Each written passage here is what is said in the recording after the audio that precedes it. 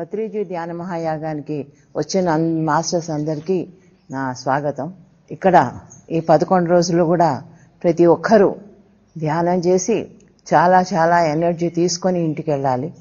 ఇది ఒక సంవత్సరం అంతా కూడా మనకి పనికొస్తుంది. ప్రతి సంవత్సరము జరిగే ఈ ధ్యాన మహాయాగం అనేది మన కైలాసపురికి చాలా విశేషము. ఎక్కడెక్కడి నుంచో మాస్టర్స్ అందరూ వస్తారు, గురువులు వస్తారు, ప్రోగ్రామ్స్ అవుతూ ఉంటాయి. ఇవన్నీ చూసి ఆనందించడానికి పత్రిగారు ఈ 11 రోజులు పెట్టారు, 21 నుంచి 31 వరకు. సో పొద్దున ప్రాతకాల ధ్యానం చాలా ముఖ్యమైనది.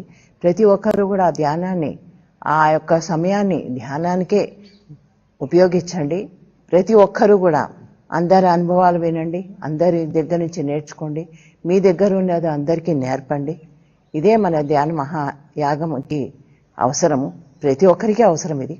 ఇంకా చెప్పాలంటే ఆయన ప్రాతకాల ధ్యానానికి చాలా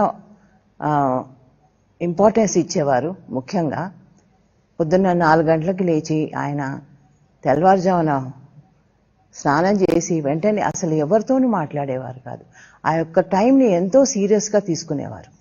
ధ్యానానికి వెళ్లే ముందర నిజంగానే ఎవరితోనూ మాట్లాడేవారు కాదు. కారు ఎక్కడము వెళ్ళడము ఒక 5 నిమిషాల ముందరే అక్కడ కూర్చునేవారు, స్టేజ్ మీదకి వెళ్ళిపోయేవారు. అంత శ్రద్ధాభక్తితోటి ఆయన అందరికీ ధ్యానం నేర్పాలి, చేయించాలి అనే తపన ఆయనలో కనపడేది.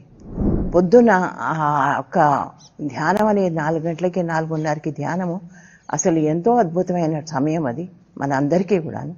కనుక మీరందరూ కూడా దాన్ని సంపూర్ణంగా వాడతారని నేను భావిస్తున్నాను. ఎవరు కూడా టైం వేస్ట్ చేయొద్దు. అందరి దగ్గర నుంచి నేర్చుకోండి, నేర్పించండి, ధ్యానం చేయండి, పరిపూర్ణంగా హ్యాపీగా